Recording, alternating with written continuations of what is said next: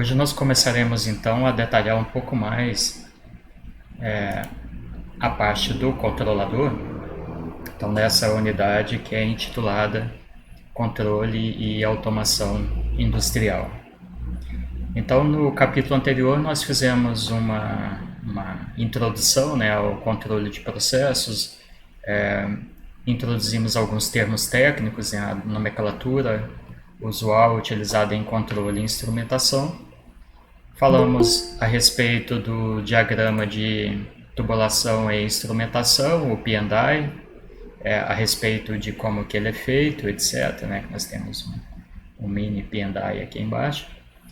E falamos também sobre a maneira como que os sinais são transmitidos em uma malha de controle e um ambiente industrial. E agora a gente vai começar a detalhar o controlador um pouco mais. Então, lembrando, naquele esquema geral que nós temos, que numa malha de controle fechada nós temos um processo que nós desejamos controlar, por exemplo, um reservatório de água. Para isso, então, nós precisamos medir alguma coisa. Nesse caso aqui, o objetivo é controlar o nível, e para controlar o nível desse tanque aqui, nós vamos medir o próprio nível. Então, nós teremos que ter um sensor de nível. Então, nós temos genericamente uma unidade de medida.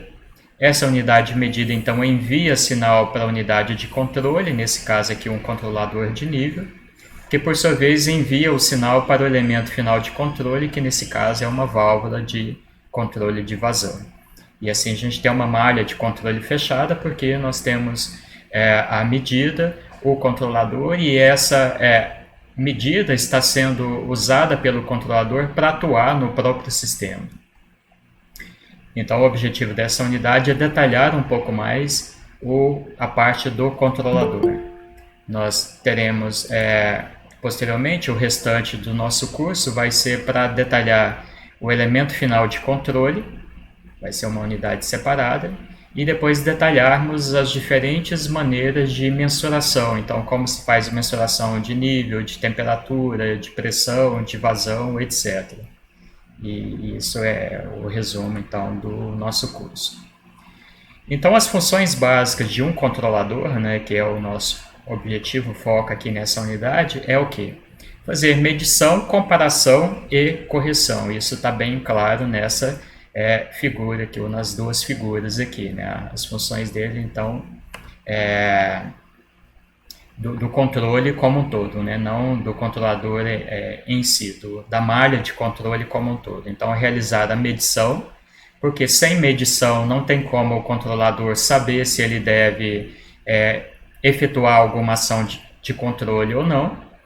E da mesma forma a correção, de nada adiantaria o controlador receber informações do processo se ele não pudesse atuar sobre o processo. Então, o cérebro da malha de controle é o controlador que vai fazer a comparação entre o quê?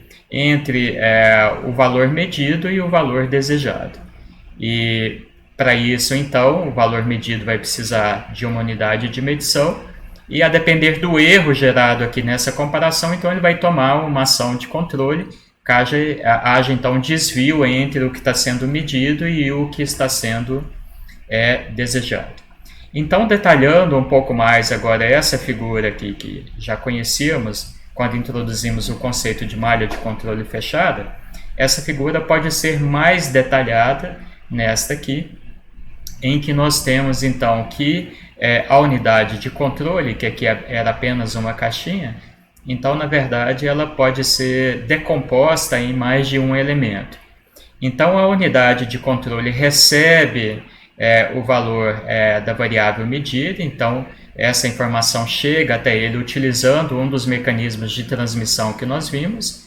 Esse valor medido, então o valor que o sistema de medição está informando ao controlador, vai ser comparado com o set point, ou com o ponto de ajuste, ou seja, com o valor desejado para a variável medida, e vai se gerar um erro. Então, vai fazer aqui uma subtração. Esse erro, então, vai ser utilizado pelo controlador, dependendo do modo de controle, para tomar uma correção ou ação de controle. nós iremos ver ainda nessa unidade, então, que a maneira mais simples de tomarmos uma ação de controle é uma ação de controle proporcional ao erro, ou seja, erros grandes, maiores correções, erros pequenos, menores correções. E também teremos ainda outras possibilidades, tais como que a correção seja proporcional à integral do erro e proporcional à derivada do erro, dando assim origem ao controlador mais comum, controlador mais simples que nós temos na indústria, que é o controlador PID, a sigla então que vem de proporcional, integral e derivativo. Essas ações de proporcionalidade, integralidade e derivativa, elas dizem respeito então a esse erro que foi gerado, que é resultado então do valor desejado para a variável que está sendo controlada e do valor medido, né? No caso aqui desse sistemazinho então de controle de nível, nós teremos então que o sensor de nível vai fazer então a medição, enviar o valor para o controlador vai comparar com o valor desejado. Vamos supor que a gente colocou como set point do controlador de nível o nível de 2 metros, então ele compara valor desejado 2 metros com valor medido, suponhamos que seja 1,8, então vai gerar-se um erro de 0,2, vai ser 2 menos 1,8, e a ação de controle então vai ser proporcional a esse erro, na sua forma mais simples. E para implementar então essa correção do controlador, nós temos o elemento final de controle, nesse caso aqui então uma válvula de controle, e assim então a gente tem a malha de controle fechada agora com os seus elementos um pouco mais detalhados aqui em relação ao controlador. Um outro exemplo que nós poderíamos destacar aqui é daquele P&I, então aqui com o objetivo também de conectarmos esse assunto com os P&Is que nós vimos na unidade passada. Nesse exemplo aqui desse P&I, nós temos que o processo então é um trocador de calor. A malha de controle então é medir a temperatura desse trocador de calor através aqui de um tubo capilar. Essa temperatura vai ser transmitida para um controlador e indicador de temperatura, que está localizado no painel principal. Essa transmissão vai ser de modo elétrico analógico. O sinal de correção, então a correção do controlador, após comparar o valor de temperatura medida com o set point é informado ao próprio controlador aqui. Vai se enviar então uma correção na forma de um sinal eletrônico analógico para uma válvula de controle aqui com também o seu calculador, né? O que vai fazer aqui a conversão de sinal analógico, elétrico analógico para sinal pneumático, que é o que vai atuar então sobre a válvula. Enfim, nós temos então todos os elementos aqui de uma malha de controle fechada, então o processo é nesse caso um trocador de calor, como por exemplo esses aqui mostrados na figura, né? São trocadores de calor com mudança de fase, então são trocadores de calor nesse caso aqui pelo formato deles, transformando então fase líquida em fase gasosa. O sistema de medição nesse exemplo aqui então pode ser, por exemplo, um termopar, um medidor de temperatura. Nesse caso aqui ele é do tipo cego, porque ele apenas transmite a temperatura e não indica a temperatura no campo. Então é um instrumento do tipo cego. Envia então o sinal para um controlador, então o controlador, que é um dispositivo desse tipo aqui, esse é um controlador PID, que toma uma ação de controle então proporcional, integral e proporcional ao erro, a integral do erro e a derivada do erro. É um dispositivo eletrônico, então, que tem essa cara aqui, e ele é exatamente a reunião de tudo isso que está nesse quadrado aqui. Tem um campo, então, que a gente vai informar o set point, nesse caso aqui, então, está 1300 em graus Celsius, e o valor que ele está recebendo do elemento de medida, então, é 1200, a variável de processo, process variable. Então, aqui ele vai gerar, então, um erro. Nesse caso aqui vai ser um erro negativo, né? 1200 menos 1300, se a gente fizer a variável menos o set point, ou 1300 menos 200, se for o set point, menos a variável medida, que está exatamente essa forma aqui, ó, set point menos o valor medido. Então vai ser 1.300 menos 200, um erro positivo. E ele vai tomar uma ação de controle, então, proporcional a esse erro, porque ele é um controlador do tipo PID, que nós vamos detalhar um pouco mais essas ações de controle ainda mais para frente nessa unidade. E vai enviar, então, o sinal para quem? Para o elemento final de controle, que nesse caso aqui, então, é uma válvula pneumática. Isso, então, é uma válvula do tipo pneumático. E assim, então, nós temos os elementos aqui da malha de controle fazendo essa correlação, então, com o P&I do processo. Se tiverem alguma dúvida, coloquem aí no chat, gente. Se estiver muito rápido, quiser que eu vá um pouco mais devagar, coloquem o feedback de vocês aí no chat.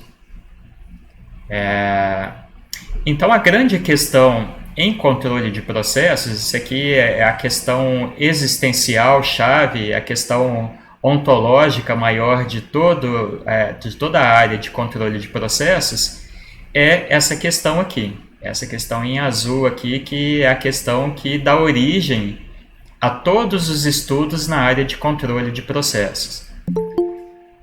E a questão é a seguinte, então: como responde uma variável que está sendo controlada após A, uma mudança no set point, B, uma perturbação ou distúrbio no processo?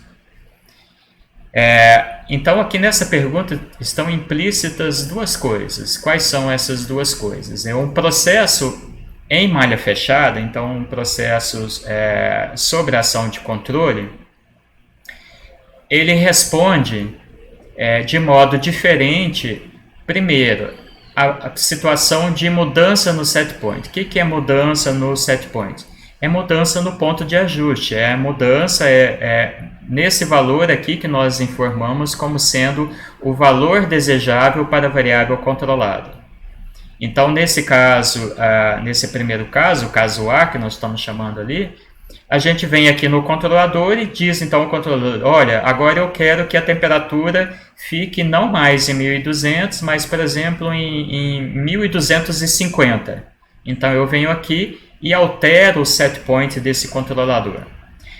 O sistema, então, ou a malha de controle, vai ter uma resposta em função dessa mudança. Por quê? Porque o sistema vai sair do nível que ele está agora, o momento da mudança vai ser o instante zero, e a malha de controle, ou controlador, vai tentar levar o sistema, a variável controlada, para o novo valor desejado. Então, isso é o que se chama mudança no set point. Também pode ser chamado de reference tracking, ou o fato, né, de perseguir, né, uma referência. Né? Você muda a referência de valor e o sistema de controle vai tentar atingir essa nova referência. Uma outra situação que nós temos, que é uma situação bem distinta de resposta de uma malha de controle, é a ocorrência de uma perturbação ou distúrbio no processo, que está representado então aqui no segundo caso. Então, nesse segundo caso, a gente não tem uma mudança no set point. O set point continua o mesmo, é o mesmo valor aqui representado como zero. Isso porque em controle, depois vocês vão ver isso apenas em controle 2, é usual nós representarmos todas as variáveis na forma de variável desvio, lá vocês vão entender o motivo. Então, por isso que aqui o início está sendo, geralmente todas as variáveis, o início vai ser zero, porque é o desvio em relação ao estado atual. Mas aqui não importa muito, é só para vocês entenderem por que está começando do zero, e quase sempre vocês vão ver as figuras assim começando do zero. O que importa aqui é que o valor desejado do set point para a variável controlada não se alterou.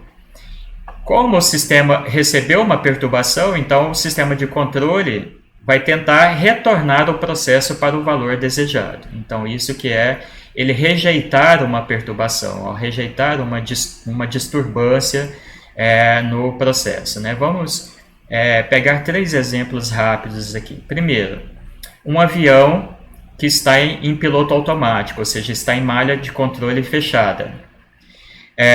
Uma mudança no set point no avião significa uma mudança de rota. Ele teve a sua rota alterada.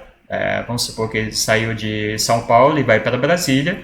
a todo momento ele tem que ir alterando a rota dele, porque não é simplesmente ele pegar o rumo norte puro, ou seja, ele tem que ter uma rota e esse valor ele vai mudando com o tempo. Perturbações, talvez para ficar mais claro, né, ele está numa rota, vamos pensar que essa rota é um valor pré-definido desde o início, e daí de repente ele precisa mudar de rota, mudar de altitude, por exemplo, para cima ou para baixo, para evitar uma colisão, etc., ou desviar de uma intempérie do clima, etc. Então isso seria uma mudança no set point. Rejeição de uma perturbação seria o caso, por exemplo, dele estar numa determinada rota, a rota não se alterou e de repente ele enfrenta um conjunto de uma correnteza de ar forte, ou à frente, ou atrás, ou pela lateral. Então isso vai ser uma perturbação que tenta tirar ele da rota. E o sistema de controle tem a função de manter ele na rota a despeito daquilo que está acontecendo. Claro que por um determinado momento, é o que está sendo representado aqui nessa figura, ele sai um pouco da rota. Minimizar essa saída, torná-la tão pequena quanto possível, vai ser um dos objetivos do que se chama de sintonia do controlador, ou seja, escolher as constantes do controlador de modo apropriado, que é uma das nossas funções como engenheiro químico, para minimizar essa saída aqui em relação ao valor desejado, ao set point. No caso de um segundo exemplo, por exemplo, um carro, né, vamos pensar um carro automático, aí, né, um carro da Tesla, todo automatizado, em que você coloca lá, sair da minha casa e ir até o trabalho. Então, você já colocou toda a rota. E lá no meio alguém te telefona e dizendo, olha, antes de chegar no trabalho, passa no supermercado e compra aí um pacote de água para a gente, para trazer para o trabalho. Então, você vai lá no computador e altera a sua rota. Então, isso é uma mudança no set point. Você muda o valor desejado. E uma perturbação seria, por exemplo, você está no trânsito, o controlador colocou uma determinada velocidade no carro, daí o carro da frente diminuiu a velocidade, freou, etc. E ele vai ter que alterar, então, o seu sistema, a sua ação de controle, porque ele recebeu uma perturbação, algo que está tentando tirar ele da rota dele, né, do tempo que ele havia programado. No terceiro exemplo, né, esse que nós já estamos trabalhando um pouco nesse sistema aqui de controle de nível, né? Então, uma mudança no set point é simplesmente uma mudança no nível desejado, que você vai lá no controlador e diz, agora eu não quero mais que o nível fique 1,8 metro, eu quero que ele vai para 2,5, então isso é uma mudança do set point. E uma perturbação ou distúrbio nesse caso aqui poderia ser, por exemplo, uma mudança na vazão de saída, um furo no tanque, que daí a água está saindo por aqui, fazendo com que o nível se altere, né? Alguém retirando água do tanque com um balde, um meteoro de 5 kg que caiu dentro do tanque, mudando assim a altura do líquido lá dentro dele, né? Todas essas alterações no nível de líquido, que não são as alterações devido ao elemento final de controle, são chamadas de perturbações. Então, é aquilo que está fora da malha de controle, mas que tenta tirar o sistema do valor desejado do set point, né? Então, isso a gente chama, na linguagem técnica de controle, são as entradas indesejadas que afetam a saída do sistema de controle. E aqui está em negrito, está destacado, porque em controle de processos, na teoria de controles, entradas e saídas não são entradas e saídas físicas, necessariamente.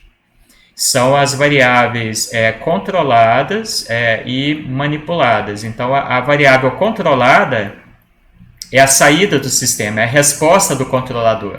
A variável controlada é justamente aquela variável, nesse caso aqui é o nível, né, a variável controlada, não confundir com a variável manipulada, que é a vazão de entrada, já vimos isso na unidade passada, né? Então, a variável controlada é o nível. O nível, então, vai ser a variável de saída do sistema de controle, porque nós temos como objetivo mantê-lo num determinado valor. A variável de entrada, nesse caso aqui, vai ser a vazão de água que entra no sistema. Nesse caso, a variável de entrada coincide com a entrada física do sistema. Mas em relação às perturbações, as entradas podem ser outras. Por exemplo, uma variação na vazão de saída. Do ponto de vista de sistema físico, a vazão de saída é uma saída do sistema. Mas do ponto de vista do controle, nesse caso aqui, em sendo uma perturbação, é uma entrada no sistema. É algo que afeta o sistema, tentando tirar ele do ponto de ajuste, tentando tirar ele do set point. E assim como, por exemplo, um furo, alguém tirando água aqui com balde, etc., representa então todas as entradas para o sistema de controle, que não necessariamente são saídas físicas do sistema. Então, todas essas perturbações, se alguma delas que nós listamos aqui ocorrer nesse tanque aqui, o que vai acontecer? A malha de controle vai tentar voltar o nível para o valor desejado. Então, vamos supor que o nível estava com o valor desejado aqui de 1,8. Alguém foi lá e alterou a vazão de saída do tanque. Então, essa vazão de saída vai representar uma perturbação. Então, o sistema de controle vai tentar voltar o nível de novo para o valor de 1,8, porque ele vai ter uma alteração, já que aumentou aqui a vazão, mas o sistema de controle vai ter como responsabilidade tentar voltar novamente para o valor desejado, ou seja, rejeitar essa perturbação. Então, veja que essa variação no tempo em relação à variável controlada é extremamente importante em controle de processo. Isso é o que se chama, então, de dinâmica do processo, né? Vem lá da física, né? Dinâmica, variação com o tempo. Então, essa variação no tempo é extremamente importante. A maior parte dos cálculos que vocês vão ver na engenharia química, em operações unitárias, principalmente, são cálculos no estado estacionário, ou seja, a situação em que não tem variação com o tempo. Você está fazendo, por exemplo, o projeto de um equipamento, isso é um cálculo no estado estacionário. Mas em controle, a adição dessa variável temporal é fundamental, ou seja, a dinâmica do sistema em controle é muito mais importante do que o estado estacionário do processo, porque é justamente essa variação no tempo que vai nos informar se o sistema de controle está funcionando de modo adequado ou não.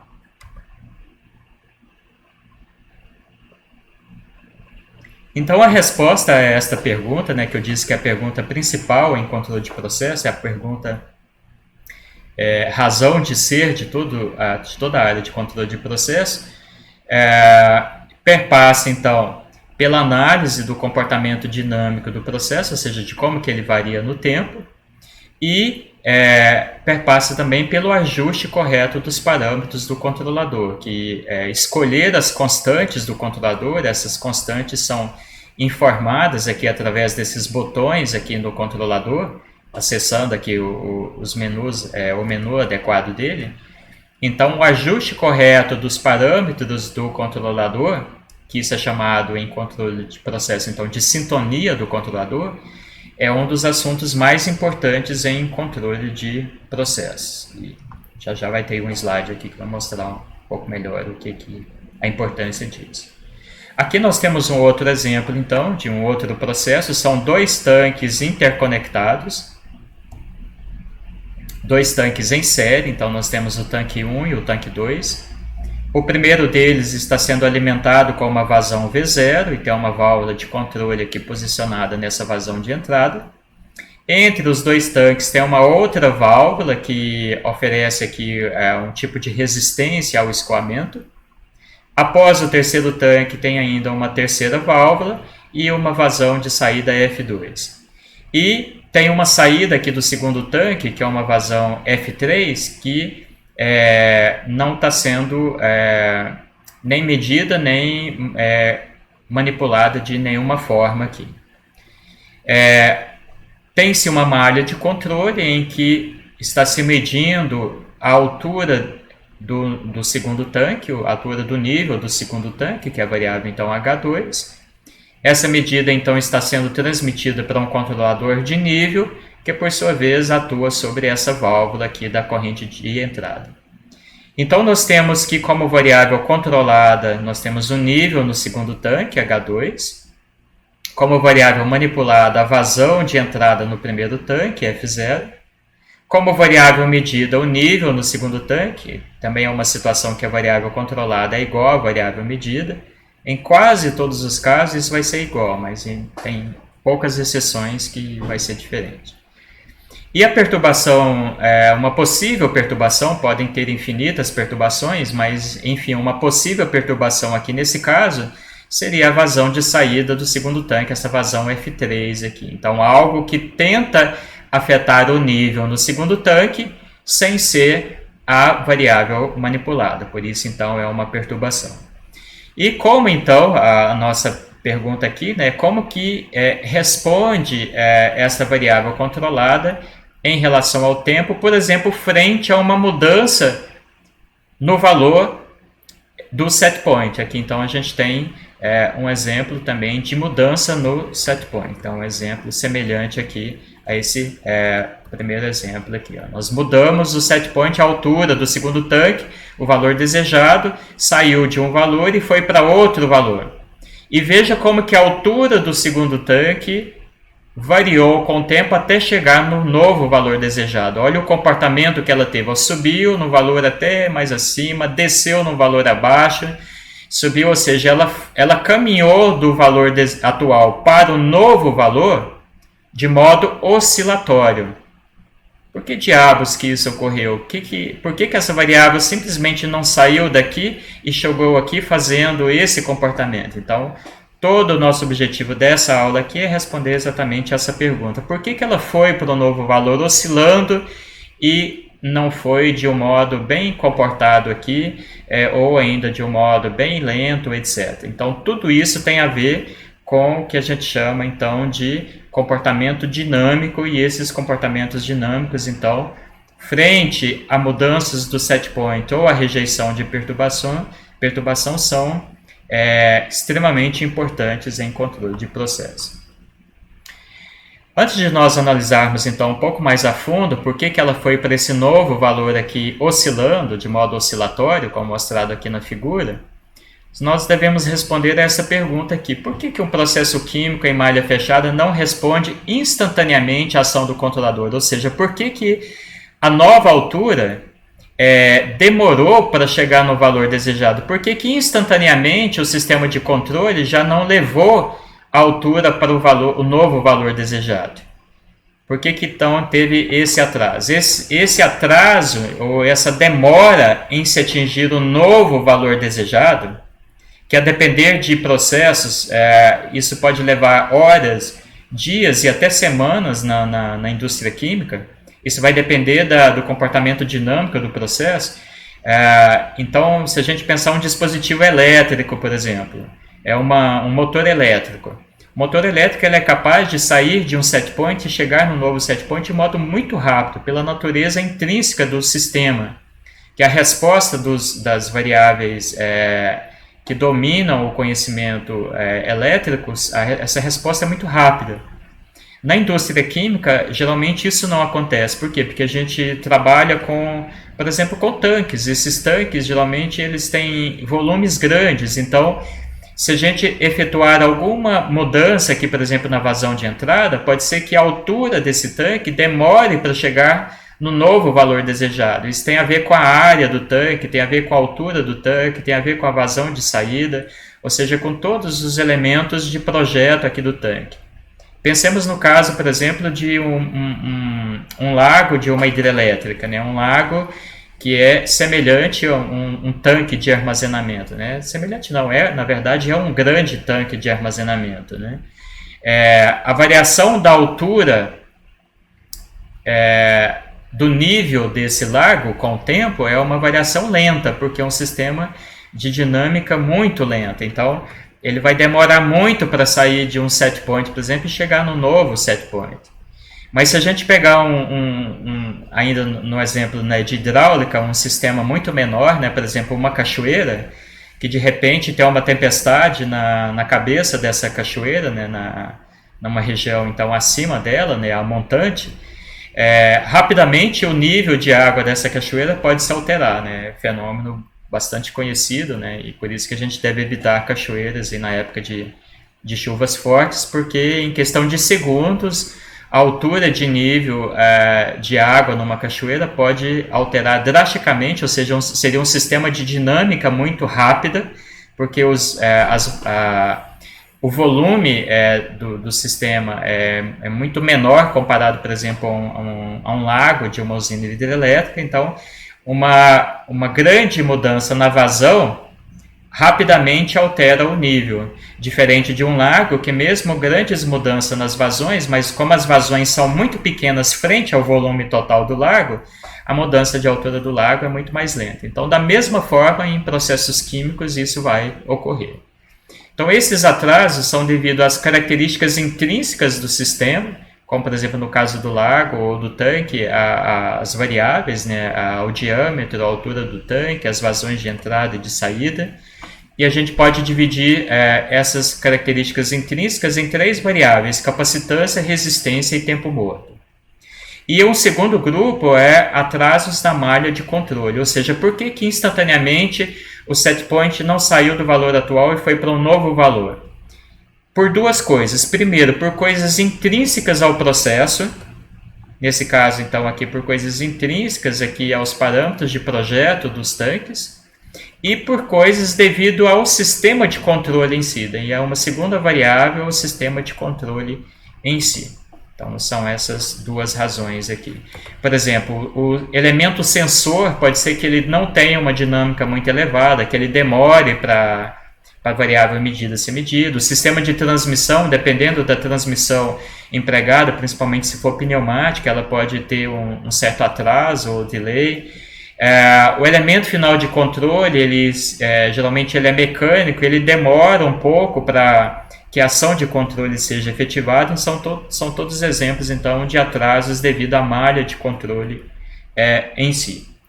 Em relação ao processo, então, nós temos que os fenômenos de capacitância, resistência e de tempo morto são os que mais alterarão, então, ou afetarão a dinâmica do processo, promovendo atrasos, né?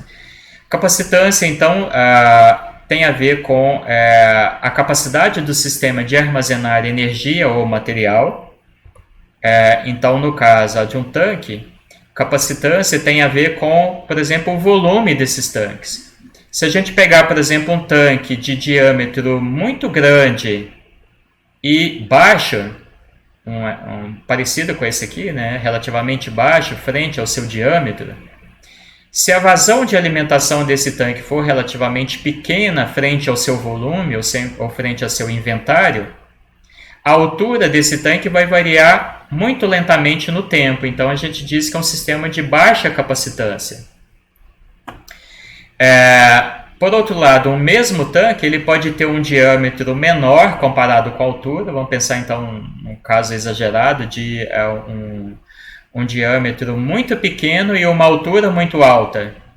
Daí, mesmo pequenas vazões de entrada fazem com que a altura desse tanque varie rapidamente com o tempo. Então, isso é o que a gente chama então, de capacitância do sistema. Então, quanto maior a capacitância do sistema, mais capacidade ele tem de armazenar energia ou material e vice-versa.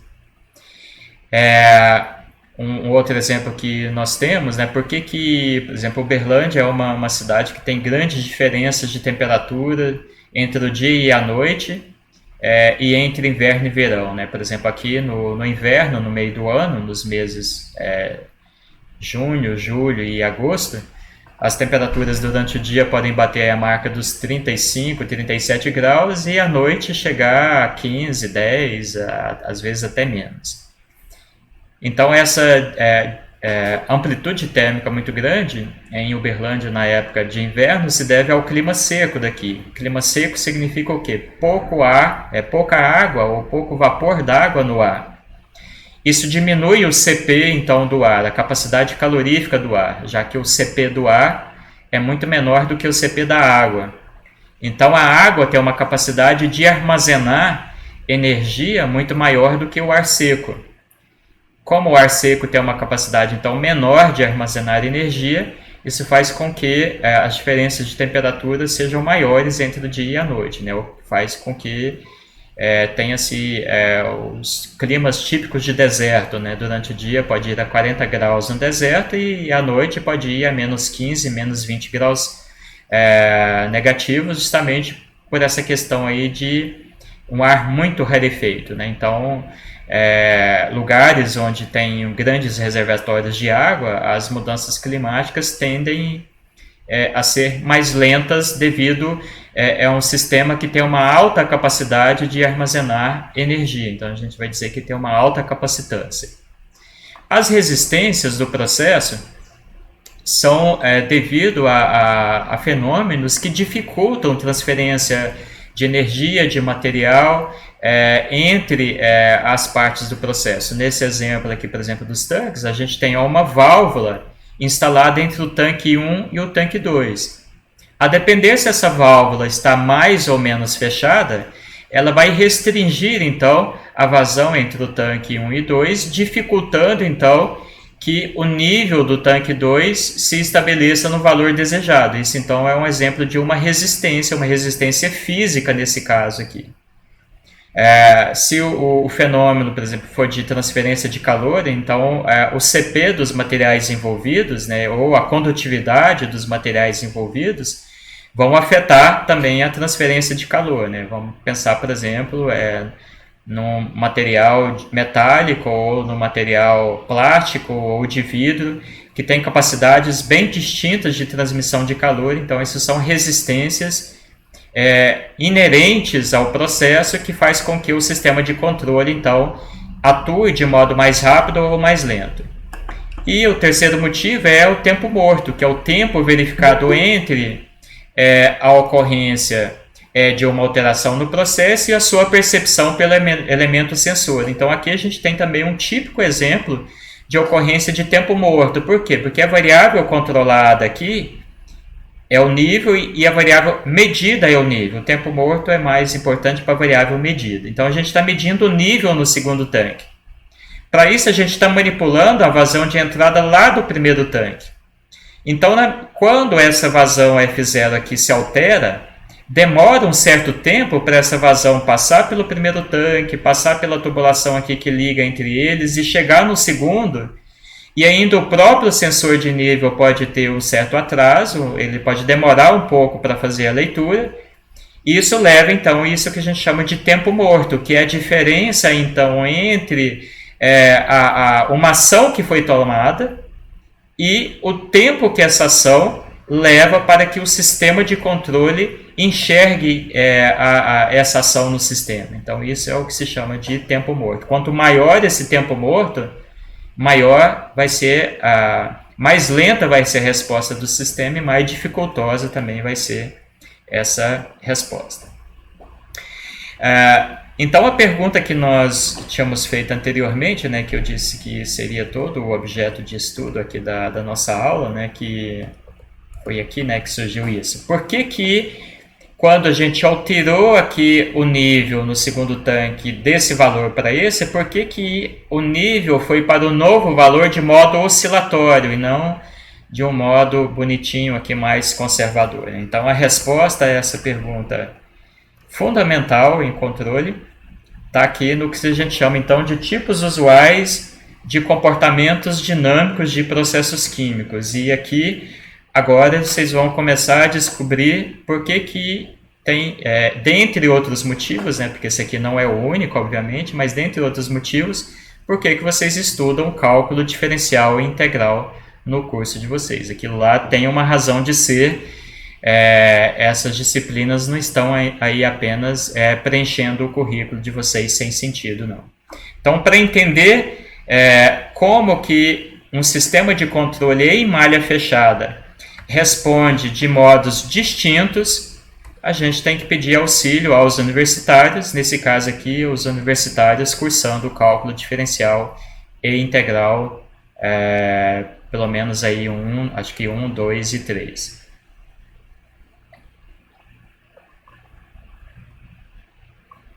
Todo mundo aí já passou pelos cálculos ou tem alguém que ainda está preso aí nos cálculos da vida?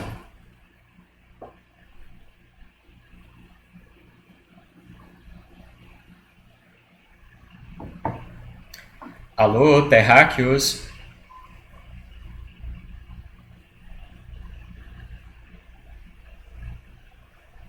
Eu, pelo menos, já passei, professor. Beleza, Lohane. Então vamos recordar um pouquinho de cálculo diferencial integral. Lucas, a Bruna e o Marx também já passaram, né? Então, em controle de processos, tem, na verdade, em modelagem, em simulação e também em controle, tem o que a gente chama de processo monocapacitivo ou processo de primeira ordem.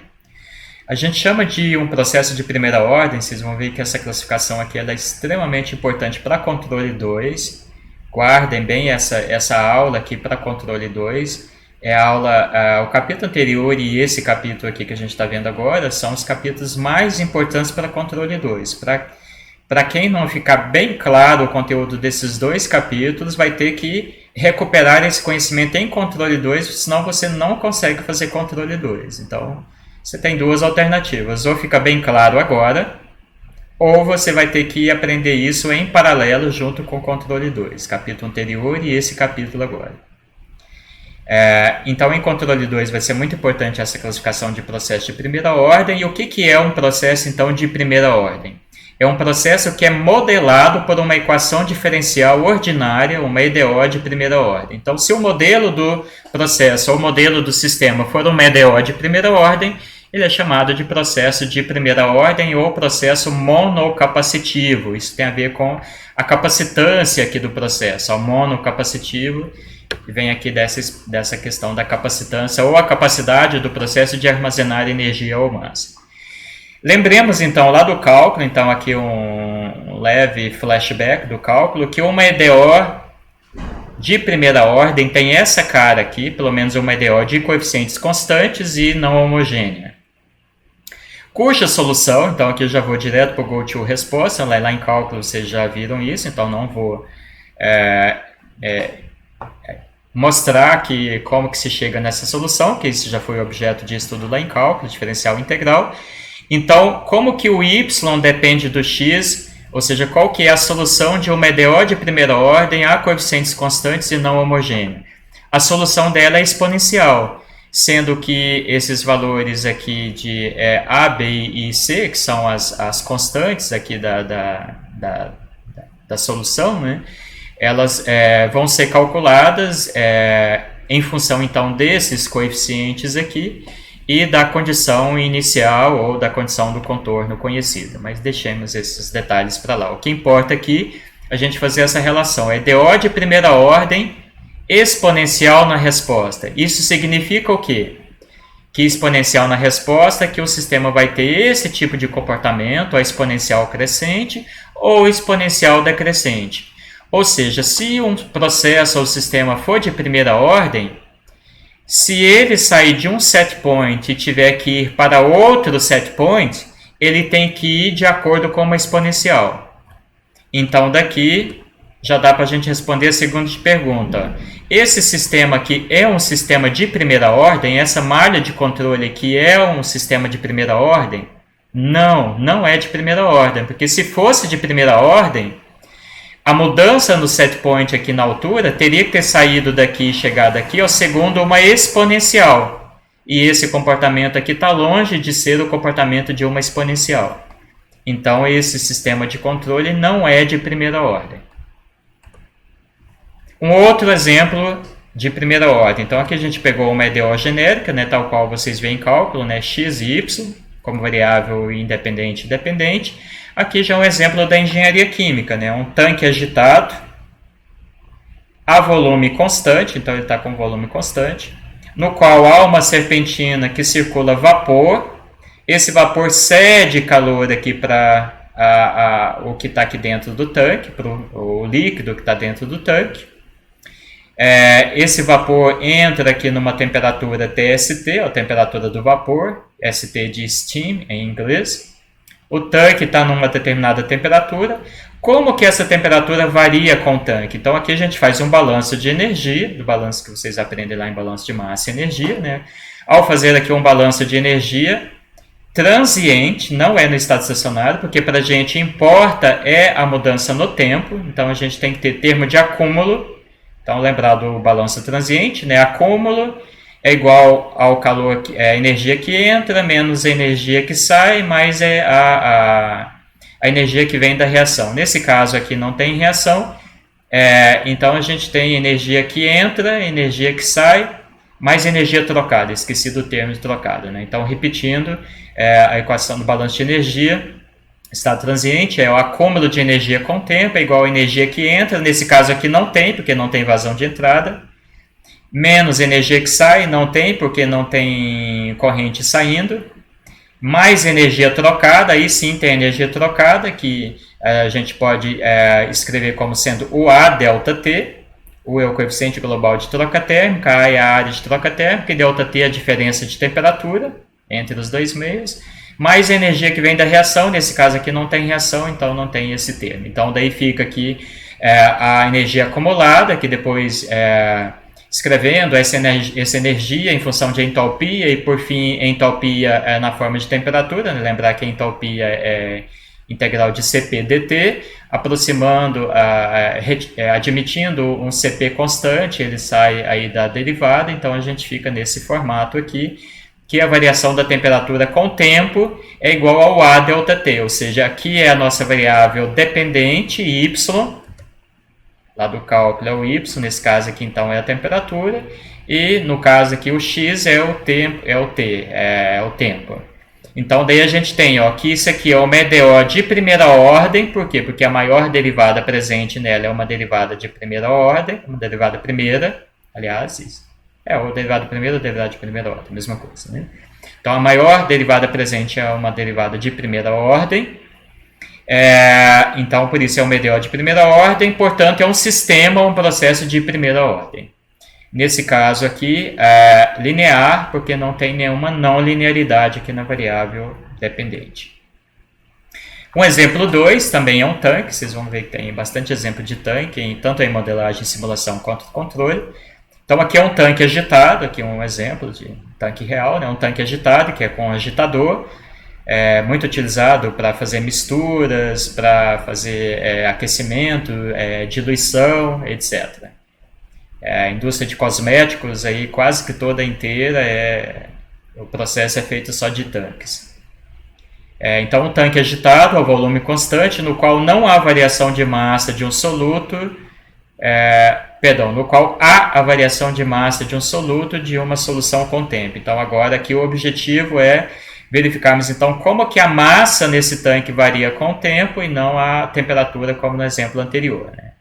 E nós temos uma entrada e uma saída, e nesse tanque também não tem reação química aqui presente nele. Então nós temos também, da mesma forma no caso anterior, o balanço agora de massa na forma transiente, então acúmulo igual ao que entra, menos o que sai, mais o que reage.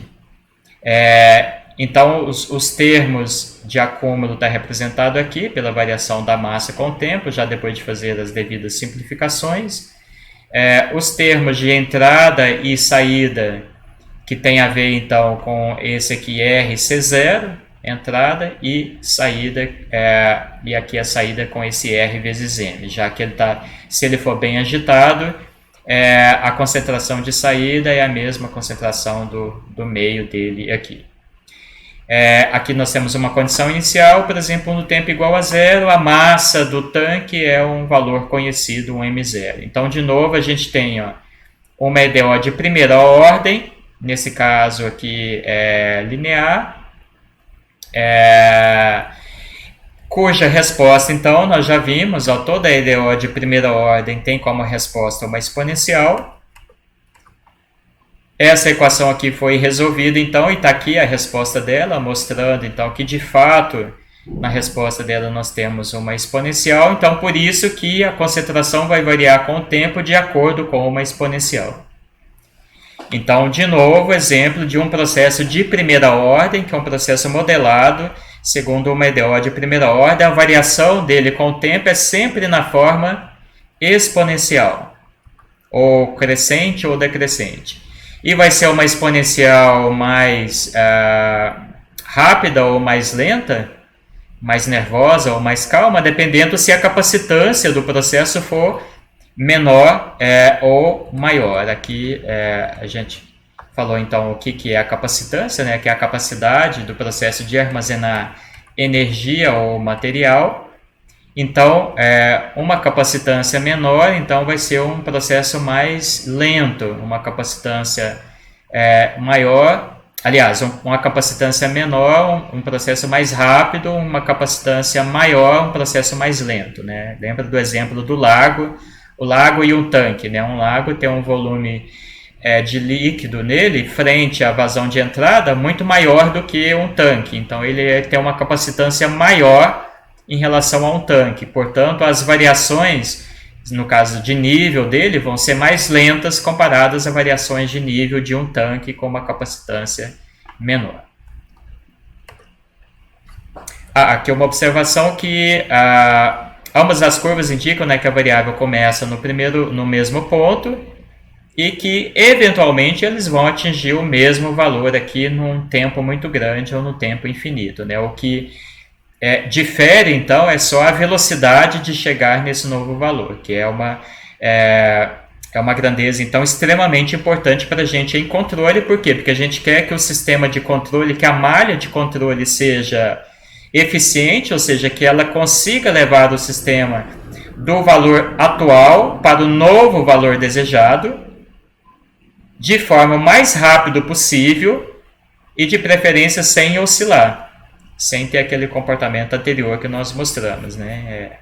São muitos objetos de desejo e nem sempre todos eles vão ser possíveis de serem contemplados simultaneamente, e vocês vão ver que boa parte do que vocês vão aprender em controle de processos vai ser fazer uma escolha, o que vai ser priorizado em relação ao outro. Bom, visto o que é um processo de primeira ordem, então, que é o processo modelado por uma EDO de primeira ordem, nós temos agora processos de segunda ordem, que são os processos mais importantes do ponto de vista de controle de processos, e já vocês vão descobrir por que os de segunda ordem são mais importantes. Então, o que é um processo de segunda ordem, também chamado de processo bicapacitivo? De primeira ordem era monocapacitivo. São os processos modelados por uma EDO de segunda ordem. Exemplo, um processo em que tem difusão e reação.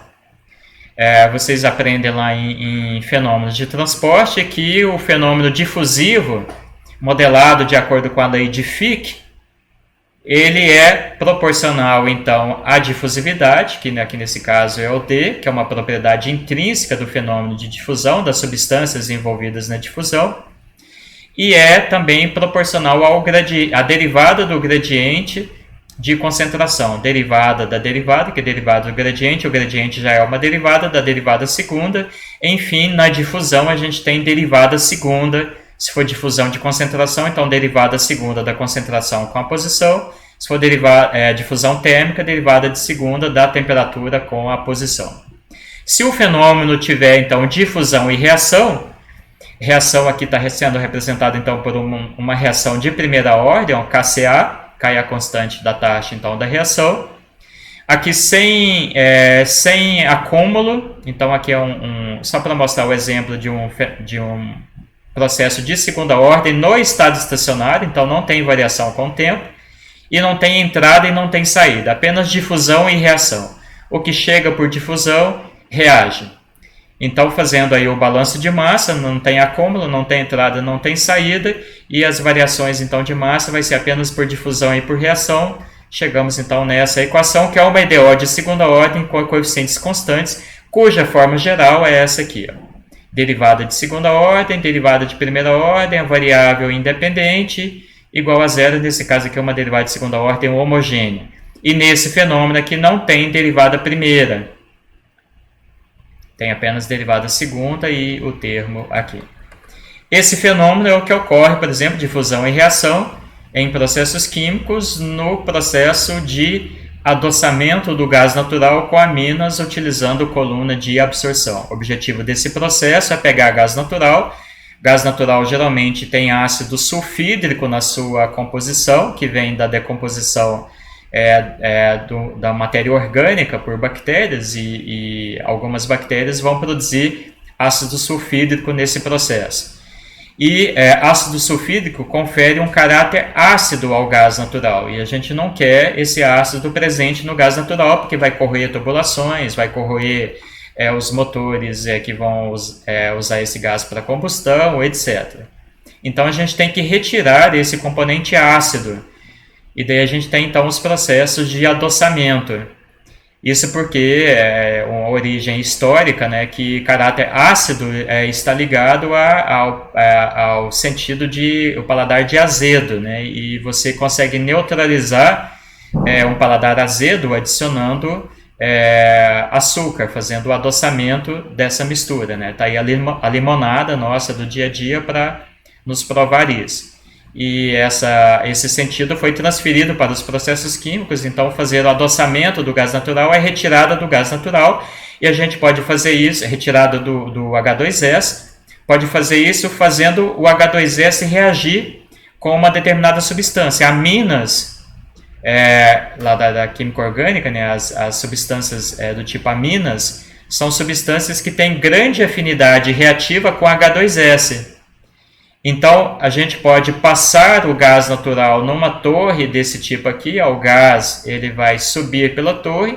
Aminas em condições normais de temperatura e pressão geralmente são líquidos, eles vão descer aqui de cima para baixo nessa torre, e à medida que o gás entra em contato com esse líquido, o H2S então vai difundir no líquido, difusão, e vai reagir com o líquido.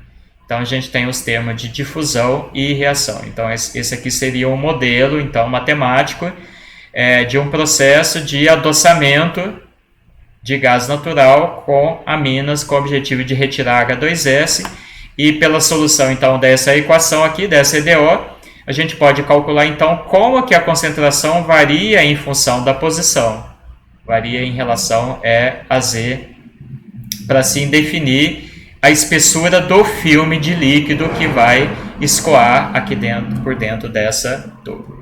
Então, um processo de segunda ordem, porque é modelado por uma EDO de segunda ordem. Um outro exemplo de processo de segunda ordem. Então, a gente tem como primeiro caso de processo de segunda ordem um processo que é intrinsecamente de segunda ordem, como esse caso aqui de fusão e reação. Todo processo difusivo vai ser intrinsecamente de segunda ordem, porque todo processo difusivo é modelado por uma derivada de segunda ordem. Uma outra situação que a gente tem são dois fenômenos de primeira ordem em série. Então aqui a gente tem também um típico equipamento, que é um tanque agitado com aquecimento elétrico, aqui é uma resistência, né, um aquecimento elétrico. Se nós fizermos então o balanço de energia para o interior do tanque, nós vamos ter uma EDO desse tipo aqui. O calor acumulado, a energia acumulada variando, então a temperatura variando com o tempo. É função então da temperatura de entrada e de saída, representada então por esses termos aqui, mais o calor trocado com a serpentina, representado então por esse termo aqui. Novamente aqui, um coeficiente de proporcionalidade, área e ΔT, sendo TE a temperatura então aqui da serpentina. Fazendo-se um balanço de energia na serpentina, vamos supor que essa serpentina seja de um material muito espesso, ou de um material de condutividade baixa. Então a propagação do calor na parede dessa serpentina não é muito rápida, então a gente tem que fazer o balanço de energia também na serpentina. Aqui está o balanço de energia na serpentina. O calor então acumulado na serpentina, ou a variação da temperatura com o tempo. Nesse caso não tem termos de entrada e saída física. Nós temos então apenas o calor que vem. Aliás, a entrada e saída física está representada aqui por quê? Que é o calor que vem da resistência. E o calor trocado aqui com o meio. Enfim, nós temos então duas EDOs de primeira ordem, essas EDOs estão acopladas, porque aqui a gente tem a variável t independente, aqui TE, essa variável aparece na primeira, e a variável dependente da primeira aparece na segunda. Então é um sistema de EDOs e, portanto, deve ser resolvido simultaneamente. Uma das maneiras de resolver esse sistema de EDOs é isolar a temperatura, por exemplo, TE, aqui nessa segunda equação, substituir aqui e resolver essa equação. Podemos também fazer diferente, isolar o TE nessa primeira equação aqui, que é facilmente isolável aqui, substituir aqui. Ao substituir esse TE aqui, nós vamos verificar que, pelo fato de isolar TE nessa primeira equação, ele vai ficar em função da variação da temperatura com o tempo, de dt grande e dt pequeno. Ao substituir aqui, como aqui ele está dentro de uma derivada, então nós vamos ficar com derivada da derivada. Derivada vamos ter então derivada segunda da temperatura com o tempo, que é justamente o que essa equação aqui está mostrando. Então é isso que foi feito, e aqui então a gente tem uma derivada segunda, e essa equação inteira aqui, uma equação grande, né, mas ela pode ser, os termos aqui podem ser agrupados, e ela está na forma de uma EDO de segunda ordem, de coeficientes constantes, igualzinho às que a gente aprende lá em cálculo diferencial integral. E aqui então vem a grande pergunta que mata a charada então da nossa aula. Quais são as possíveis respostas para uma EDO de segunda ordem desse tipo aqui, de coeficientes constantes e não homogênea? Então, lá do cálculo, a gente aprende que uma EDO de segunda ordem desse tipo, ela tem como possíveis soluções 3 tipos. E esses tipos nascem, então, da equação característica, que é uma equação algébrica de segundo grau, que a gente monta usando os coeficientes da EDO. Então, relembrar lá do cálculo a equação característica, quem já esqueceu.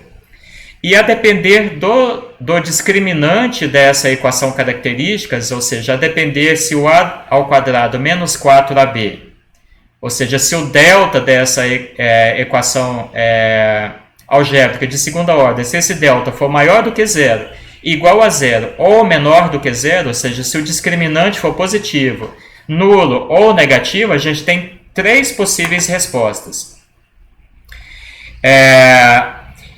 Se o caso 1, então, as duas raízes forem reais ou diferentes, o caso 2, as duas raízes vão ser reais e iguais, se o discriminante for nulo, e o caso 3, as raízes vão ser complexas e conjugadas se o discriminante for menor do que zero. Isso porque, nesses 3 casos, então, a gente vai ter como raiz aqui essa equação, que é a solução, então, dessa equação algébrica, e a depender, então, desse discriminante, qual que está dentro da raiz, for maior do que zero, igual a zero ou menor do que zero, a gente vai ter esses 3 casos aqui. Primeiro caso, então, se o discriminante for positivo. Se as duas raízes forem reais e diferentes, a solução, então, dessa EDO tem essa cara aqui, duas exponenciais. Então, a solução dela vai ter esse tipo aqui de comportamento.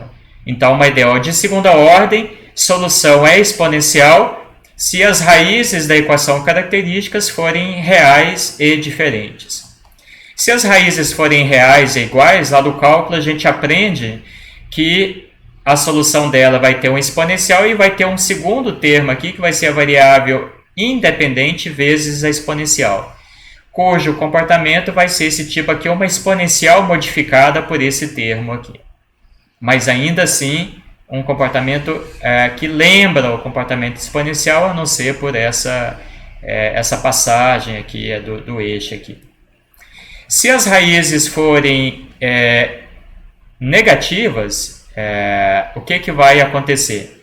Então a gente vai ter que a solução então vão ser raízes complexas, e a gente aprende lá do cálculo então que os números complexos podem ser escritos na forma de seno e cosseno, e a solução da EDO de segunda ordem, então, vai ser um termo exponencial vezes seno e cosseno.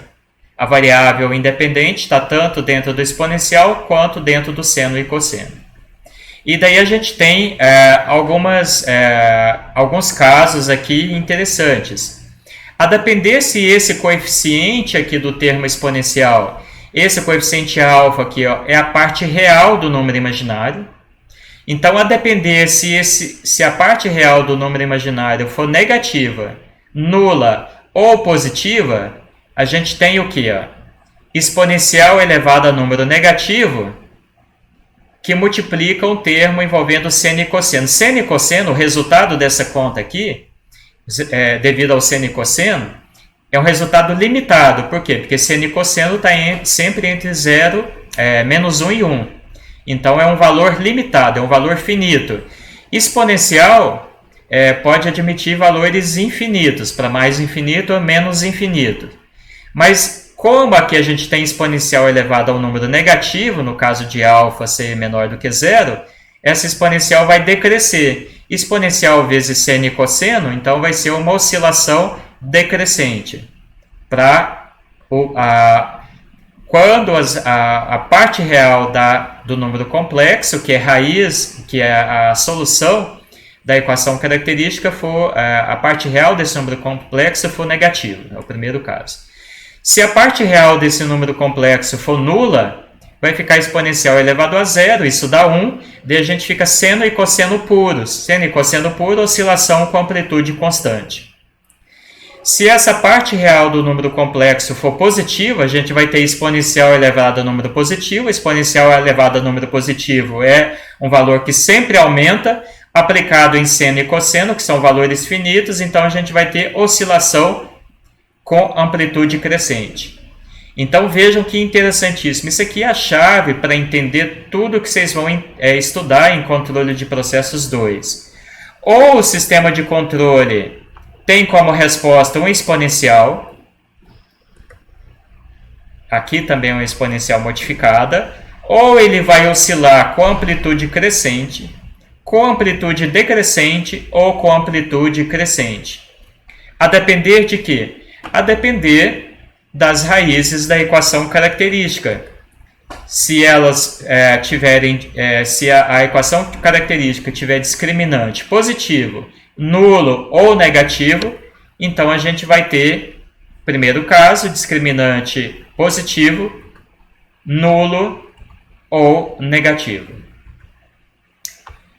Então, um sistema de segunda ordem, ele pode ter na sua resposta ou na sua dinâmica, na sua resposta com o tempo, ele pode ter um comportamento que é uma exponencial, que lembra uma exponencial, ou um comportamento oscilatório, nesse caso aqui, oscilando com amplitude decrescente.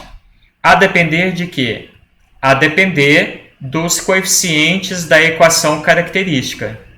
Então, toda a resposta, toda a dinâmica do sistema de segunda ordem, o comportamento dele está preso aqui a esses coeficientes da equação característica. Mas o que dita esses coeficientes, então, da equação característica? O que afeta esses coeficientes, fazendo, então, com que o discriminante da equação característica seja positivo, nulo ou negativo. Então, três coisas principais afetam esses coeficientes da equação característica. Primeiro, parâmetros de projeto do processo que está sendo controlado, por exemplo, o volume, tempo de residência, velocidade espacial, etc. Voltemos aqui. O que afeta, então, esses coeficientes A, B e C? Os parâmetros de projeto do processo que eu estou modelando. Nesse caso aqui, se eu pegar essa EDO todinha, inteirinha aqui, e dividir por esse coeficiente aqui, então a gente vai ter ela nessa forma aqui. Então, os coeficientes A, B e C vão ser função desses termos, dessas constantes que aparecem multiplicando aqui os termos de derivada segunda, derivada primeira e y aqui, que são, nesse caso aqui, são o que? Condutividade, capacidade térmica, massa, capacitância, calor trocado, etc. que tem a ver então com esses parâmetros físicos aqui do modelo. Nesse exemplo aqui tinha a ver então o quê? Com a difusividade e com a constante da taxa. Então é isso que nós queremos dizer com mexer nos parâmetros de projeto significa mexer nas variáveis que definem as características físicas dos equipamentos utilizados. Os parâmetros de processo são as variáveis que têm a ver com as condições operacionais, como, por exemplo, densidade, viscosidade, transferência de calor e massa, etc. Esses dois fatores aqui, eles são muito semelhantes entre si. Na verdade, a diferença entre eles é o seguinte, que esses aqui você escolhe com uma facilidade um pouco maior do que esses aqui. Não que você não possa escolher, por exemplo, densidade. Você pode mudar o fluido. Mas às vezes o fluido está fixo, por exemplo, você quer projetar um tanque, você quer escolher um tanque para armazenar água. Você não tem a possibilidade de mudar o parâmetro densidade. Por quê? Porque aquele tanque tem que ser para água. Então, daí você vai ter a oportunidade apenas de mudar outras coisas nesse processo, como, por exemplo, o volume do tanque ou a vazão de entrada. Daí eles vão ser parâmetros de projeto. Então, aquilo que você não pode mudar naquele projeto vão ser os parâmetros de processo e aquilo que você pode mudar no âmbito daquele projeto são os parâmetros de projeto. Mas ambos, o que interessa aqui para a gente é que ambos vão afetar, então, os coeficientes da EDO de segunda ordem. Um terceiro grupo de fator que afeta os coeficientes da EDO são os parâmetros do controlador. Então, agora a gente tem um fator que não tem nada a ver com o processo físico, mas sim com as constantes usadas no controlador. E uma das funções do engenheiro químico é justamente escolher adequadamente quais são esses valores aqui. Alguns a gente não tem muita capacidade de escolha, como por exemplo aqui, no caso que eu falei, se é um tanque para água, não tem como escolher um valor diferente para a densidade da água. Às vezes, a não ser alterando essa densidade, se ela for função da temperatura, mexendo na temperatura, mas as constantes do controlador sempre estão à mão para serem alteradas e é uma maneira, então, bem rápida da gente influenciar na dinâmica do processo em malha fechada. Então, o sistema de segunda ordem, a depender se as raízes da equação característica forem reais ou diferentes, reais e iguais ou forem imaginárias, a gente vai ter diferentes comportamentos. Então, se elas forem números reais e diferentes, a gente tem o primeiro caso aqui. Nesse caso, são reais e diferentes e negativas, então um comportamento de exponencial. Se as raízes forem complexas, então aqui a gente tem um exemplo de raiz complexa, aqui um exemplo também de raiz complexa, e aqui é um exemplo de raiz complexa com a parte real nula, então oscilação com amplitude constante, raiz complexa com a parte real negativa, oscilação com amplitude decrescente. Se essas raízes estivessem aqui, seria também oscilação com amplitude crescente, se a parte real fosse positiva. E o quarto caso, então, é o que a gente tem as raízes reais e iguais. Então, é o segundo caso, não tem comportamento também oscilatório. Então, um sistema de segunda ordem pode ter comportamento exponencial ou comportamento oscilatório, oscilando com amplitude constante, oscilando com amplitude decrescente e oscilando com amplitude crescente, dependendo, então, do discriminante da equação característica do sistema. Um outro exemplo de como que dois sistemas de primeira ordem resultam num sistema de segunda ordem é esse exemplo em que nós temos dois tanques interagindo entre si, no qual a gente tem um primeiro tanque com uma determinada vazão de entrada, com um nível, uma altura H1, um segundo tanque com uma altura H2. Entre os dois tanques a gente tem também uma válvula, que oferece então uma resistência, que é o escoamento, e na saída do segundo tanque também aqui uma válvula e uma vazão Q2. Fazendo o balanço de massa aqui no estado transiente para os dois tanques, então a gente pode chegar em equações desse tipo aqui, cuja variação então da altura do primeiro tanque em função do tempo, em função da altura do primeiro tanque e do segundo, já que eles são tanques interconectados, e da mesma forma a variação da altura do segundo tanque com o tempo, que depende também de H1 e de H2. Nós podemos perceber então que se trata de um sistema de duas EDOs de primeira ordem, não lineares, porque tem uma raiz quadrada aqui na variável dependente, né, H1 e H2, ou nas variáveis dependentes, e acoplados. E a solução desse sistema aqui é idêntica a esse outro que nós mostramos aqui. Ó. Então, também duas EDOs de primeira ordem. Então, nós podemos isolar uma variável e substituir na outra equação. Então, podemos, por exemplo, isolar H1 na primeira equação aqui, se for possível, e substituir, isolar H2 na primeira equação e substituir aqui na segunda, vai ficar a derivada da derivada, então por isso que vai dar derivada segunda. E aqui a gente tem, então, um exemplo também de sistema que, por si só, já é um sistema de segunda ordem. Esse sistema em malha de controle também vai resultar um sistema de segunda ordem. Por quê? Mesmo que o sistema em si não fosse intrinsecamente de segunda ordem, todo sistema de primeira ordem, H1, em série com o sistema de segunda ordem, no caso aqui a H2, resulta num sistema global de segunda ordem. E lá do iniciozinho da nossa aula. Aqui a gente tem, então, um exemplo de um sistema de primeira ordem.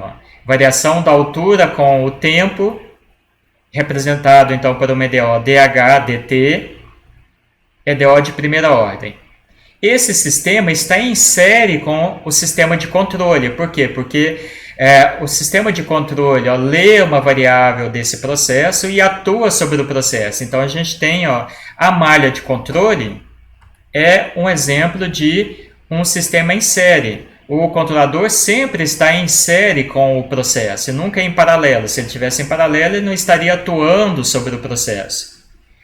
Então, mesmo que o processo tenha uma dinâmica de primeira ordem e o controlador tenha uma dinâmica também de primeira ordem, como nós veremos mais para frente, ainda nesse capítulo, como nós temos dois sistemas de primeira ordem em série, a dinâmica resultante desse sistema de primeira ordem vai ser um sistema de segunda ordem.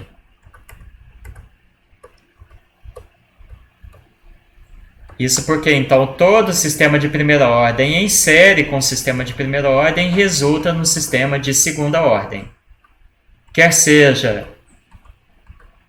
sem o uso de um controlador, nesse caso aqui, quer seja com o uso de um controlador. Então, esse caso aqui, a gente tem um sistema que já é de segunda ordem.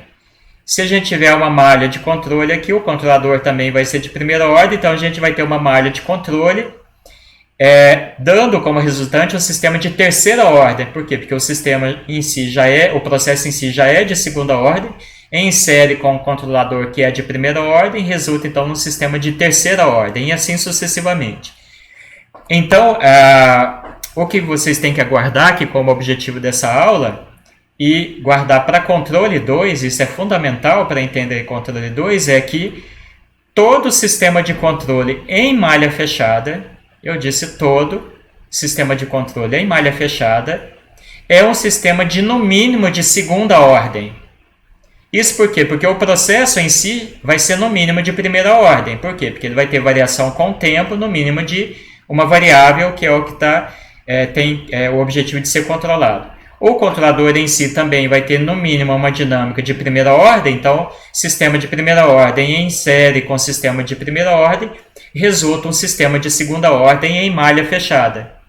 Então, por isso que em malha fechada a gente vai ter como possibilidade ter comportamentos desse tipo aqui, um comportamento oscilatório nesse caso aqui, com amplitude decrescente. E aqui o objetivo dessa figura é mostrar que como que diferentes valores da constante proporcional do controlador, então aqui eu não estou mexendo no processo, somente no controlador, à medida que eu mexo na constante do controlador, eu mexo na dinâmica do processo.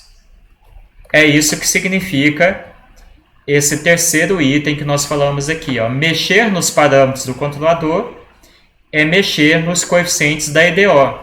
E os coeficientes da EDO, como nós recordamos lá do cálculo, afetam então o comportamento do sistema, fazendo com que a gente vai ter então sistemas de primeira ordem, que em malha fechada nunca vai ter de primeira ordem, e os sistemas de segunda ordem aqui, então a gente tem 3 sistemas de segunda ordem, então que vai ter uma dinâmica mais lenta, intermediária ou mais rápida, a depender das constantes do controlador. Para nós finalizarmos então a aula, eu deixei aqui, vou deixar aqui alguns links que depois vocês vão acessar aqui com mais calma.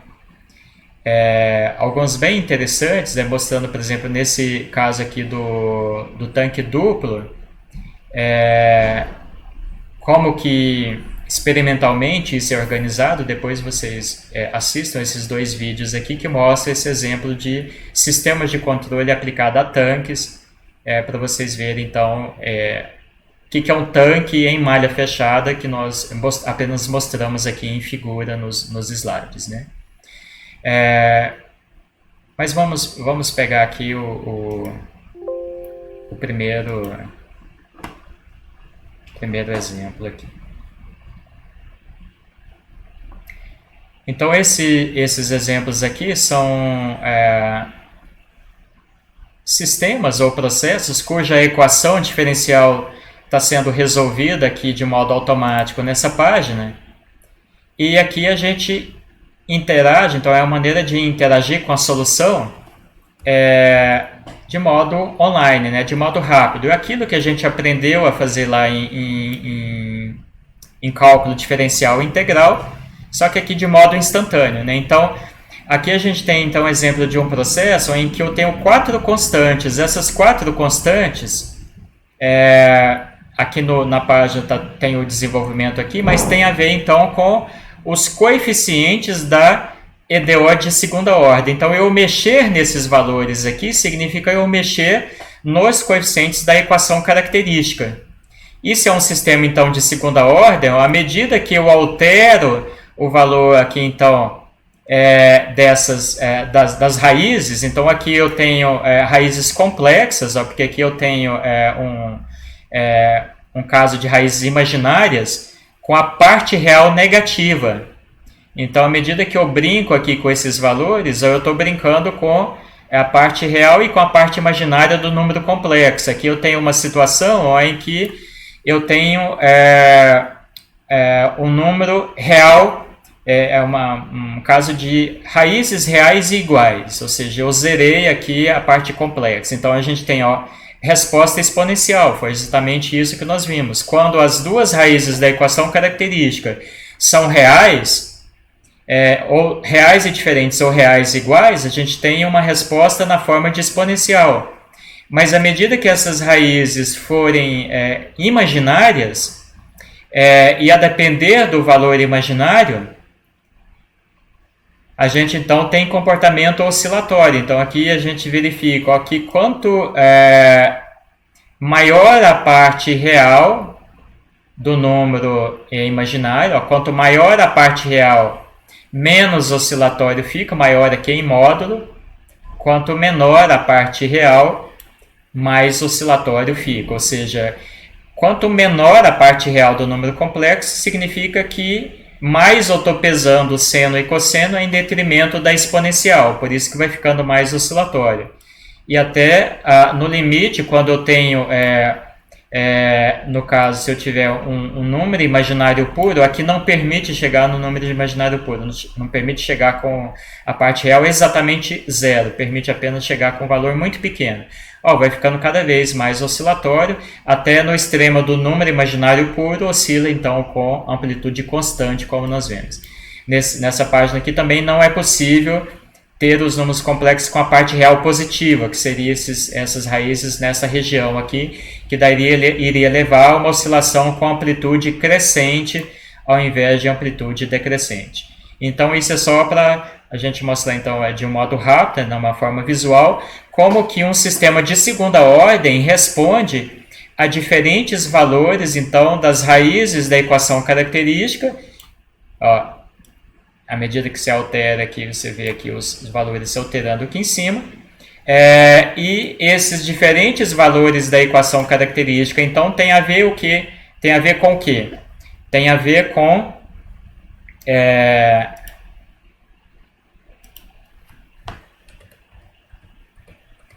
tem a ver com os parâmetros de projeto do processo, tem a ver com os parâmetros do processo em si e tem a ver com os parâmetros do controlador, no caso, então, em malha fechada.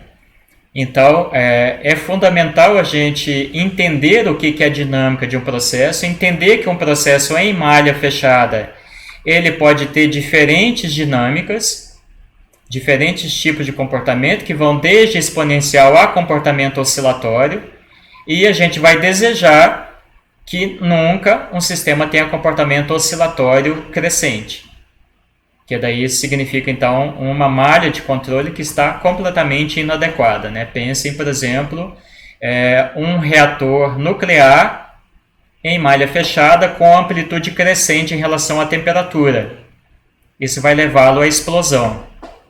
E é justamente o que ocorreu, aquela explosão lá na antiga União Soviética, né? Em Chernobyl. Foi justamente uma que se chama de fuga de reação. A reação perde-se o controle dela, a temperatura começa a oscilar com amplitudes cada vez mais crescentes, até que chega um momento em que a resistência física do sistema não comporta e ele explode. Isso é um fenômeno que ocorre, infelizmente, com uma certa frequência aí nos processos químicos. E essa oscilação com amplitude crescente, dentre outros motivos, não é o único, mas dentre outros motivos, é devido então a uma malha de controle que está inadequada, fazendo com que a variável controlada então tenha uma dinâmica inadequada. E parte da nossa função como engenheiros químicos então vai ser garantir que essa malha de controle não tenha esse comportamento inadequado. Então, nós encerraremos a nossa aula aqui. Peço, então, depois que vocês interajam com esses outros exemplos aqui e assistam também os vídeos. E na próxima aula, então, nós continuaremos com esse capítulo que, junto então com o anterior, são os dois capítulos mais importantes para CP1 e, consequentemente, para CP2. Então, fiquem atentos aí. Se alguém tiver alguma pergunta, alguma dúvida, pode colocar aí.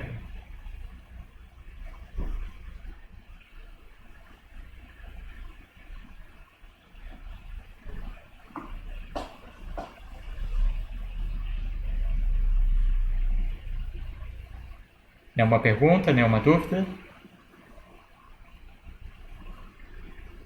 Ok. Então, até a próxima semana ou até qualquer intervenção lá no grupo.